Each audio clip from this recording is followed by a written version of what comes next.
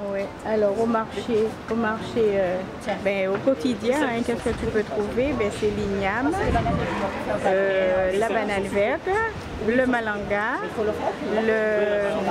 le madère, la banane plantain, la banane jaune à cuire, et en légumes. Qu'est-ce qu'il y a encore? Ouais, le chou. Et en fruits, ben, il y a le fruit de la passion, la carambole, la banane à manger, la banane à dessert, la petite banane pomme, l'ananas, la pastèque, le melon, le maracuja, la noix de coco. Ça, c'est des fruits et légumes qu'on trouve au quotidien.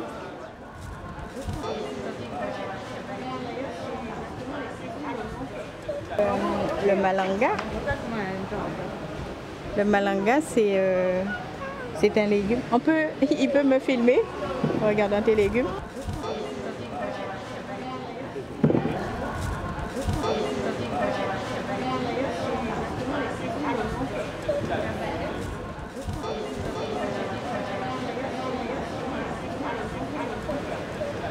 Alors il y a de la cive créole, du thym, du persil. Et ça, c'est primordial dans la cuisine antillaise. C'est ça qui donne du goût au plat. La cannelle, j'utilise. Les 4 épices. Girofle non plus, je n'utilise pas. Attention, le bois d'Inde. J'utilise aussi. Mais il y en a, hein, tu as vu toutes les épices? Paprika, massalé. C'est le massalé en poudre. C'est pour le colombo.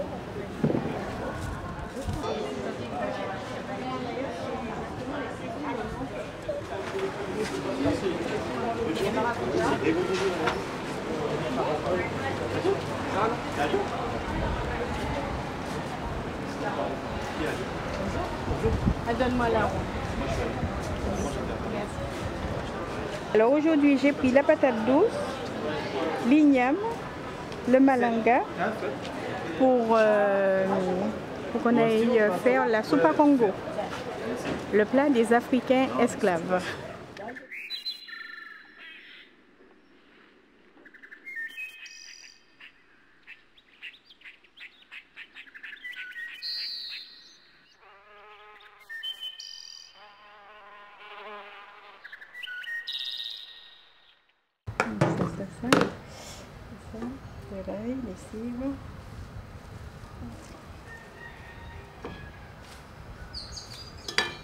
Ce sont les Africains esclaves qui sont arrivés en Guadeloupe et ils nous ont laissé ce plat-là. Et en fait, c'est un plat à base de salaison, de viande de bétail qui tuaient les Africains et qui mettaient en salaison, qui mettaient en sel, et de petits pois comme ça. Moi j'ai pris un sachet, il est congelé, hein, mais eux ils allaient prendre ça dans le jardin, hein, les pois, et qui mélangeaient à la viande salée, et après qui mettaient tous les légumes qu'on a achetés au marché, tels que l'igname, la patate douce, le malanga, et un bouquet à soupe, qu'on appelle le bouquet à soupe. Ici, c'est que antillais, hein, ça. Hein.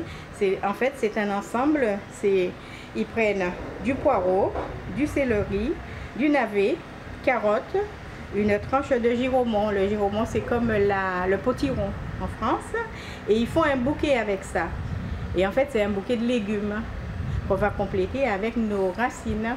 Et on va émincer tout ça et on va mélanger tout ça. Donc tout ça, ça va cuire. La salaison, les pois. Les pois, c'est comme des petits pois, mais c'est un peu sauvage. Et on fait ça à un goût sauvage. Et puis, et tous les légumes et les racines. Et puis, ça va faire comme une potée. C'est juste pour dessaler la viande, là. Hein. Après. C'est ça que je te disais, le bouquet de légumes. Maintenant, ils l'ont mis dans un sac. Là, c'est un truc... mais normalement, ils font un bouquet de ça, tu vois. Alors, il y a... Oui, j'avais oublié. Il y a carottes, giromon, céleri, poireau, navet. Et voilà. Et ça fait un bouquet de légumes. On va rajouter ça à nos légumes racines là, pour pouvoir faire notre potée. Les queues de porc, mais il faut les dessaler, les attendrir. Alors, donc je vais faire dans de l'eau. Ça c'est du plat de côte. Il y a toujours du porc, hein. Queue de porc, plat de côte de porc et du lard. Donc je vais fermer 2 fois comme ça pour que ça puisse dessaler et en même temps attendrir. D'accord. Et en attendant, on va aller s'occuper de nos épices et de nos légumes. Voilà.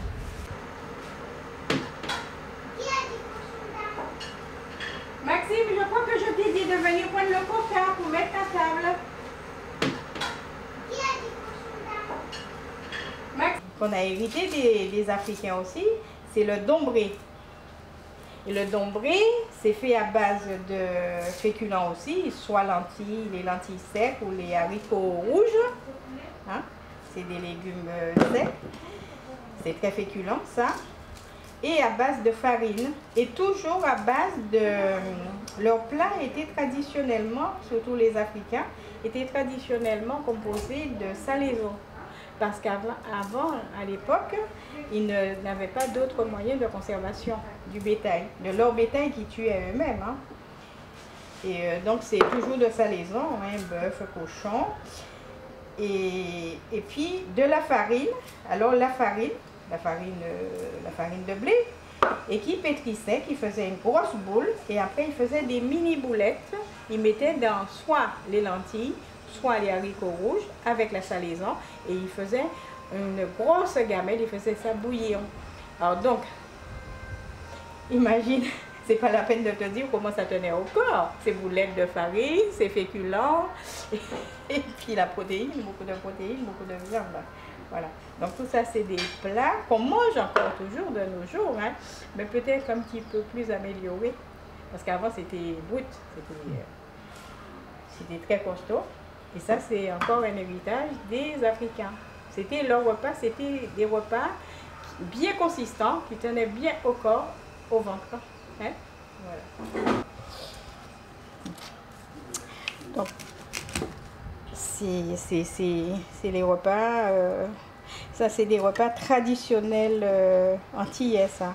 Mais à côté de ça, on mange beaucoup de plats européens. Hein? L'antillais d'aujourd'hui est très varié. Hein? On mange, ouais. Mais ça prouve bien notre métissage. Voilà. Donc on a de l'africain, de l'indien et de l'européen. Hein?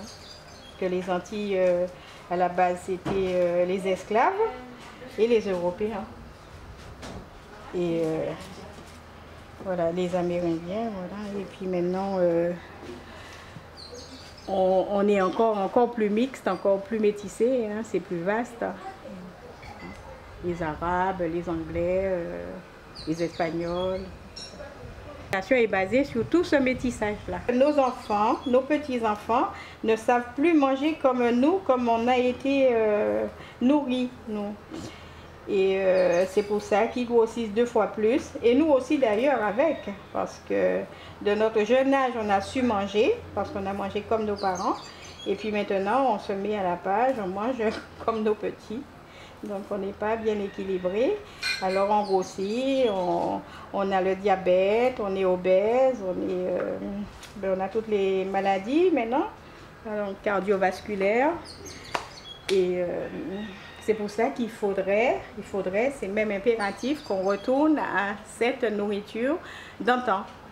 Bien sûr, un peu améliorée, pas grosso modo comme nos ancêtres, mais un peu améliorée, mais de redécouvrir tous nos légumes, toutes nos racines.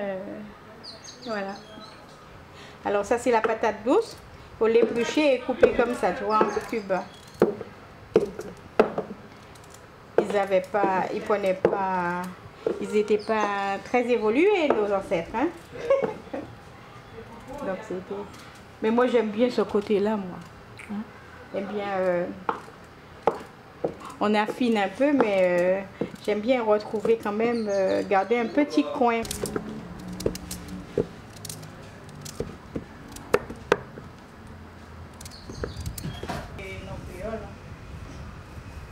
connais pas les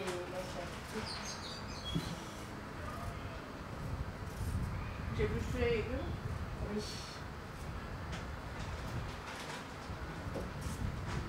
C'est un pot de bois. D'accord. Le pot de bois. Et c'est après, nous on a commencé, c'est toujours, hein, c'est un peu par rapport à l'évolution, on a commencé à utiliser Angola, le pot d'Angola. Mais avant c'était les Africains, c'était le pot du bois. Là j'ai fait la patate douce, le malanga et l'igname. Ça c'est pour le côté féculent. Hein? Côté protéines est dans la cocotte qui dessale. Et côté légumes, fibres, Chantal a fait. Donc c'est quand même un plat très complet. Eux, c'est vrai que c'était lourd, c'était très copieux ce qu'ils mangeaient, mais au moins c'était des plats vraiment équilibrés. Après, on va mettre les légumes. Ne les mélange pas, hein, Chantal. Hein? Ça, c'est deuxième tournée. On met les pois d'Angola. Puis après, quand je ferme. Puis après, quand je vais ouvrir, je vais mettre les légumes, quelques carottes, poireaux et tout ça, puisque c'est un peu plus dur que la patate douce et l'igname. Et en dernier lieu, on mettra l'igname et tout ça. L'héritage des Indiens, c'est ils nous ont appris à manger le riz, hein, pratiquement tous les jours, du riz, et des feuilles d'arbustes, des feuilles de jeunes pousses et tout ça, parce que les Indiens aimaient beaucoup les feuilles. C'est pour ça que d'ailleurs les Africains étaient bien plus costauds et les Indiens un peu plus frêles parce qu'ils mangeaient que du riz et puis des feuilles et du poisson, beaucoup de poissons. Les Indiens étaient friands de poisson et de morue, enfin poisson quoi. Et le colombo. Parce qu'ils mangeaient à tous les plats, ils mettaient le colombo. C'est-à-dire le colombo, c'est le curry. En fait, c'est une pâte qui est faite à base de curcuma, de graines, d'épices. Et ça faisait une pâte jaune. Et ils mettaient ça à tous leurs plats pratiquement. Ça s'appelle le colombo. Voilà, ça c'est l'héritage des Indiens pour les Antillais.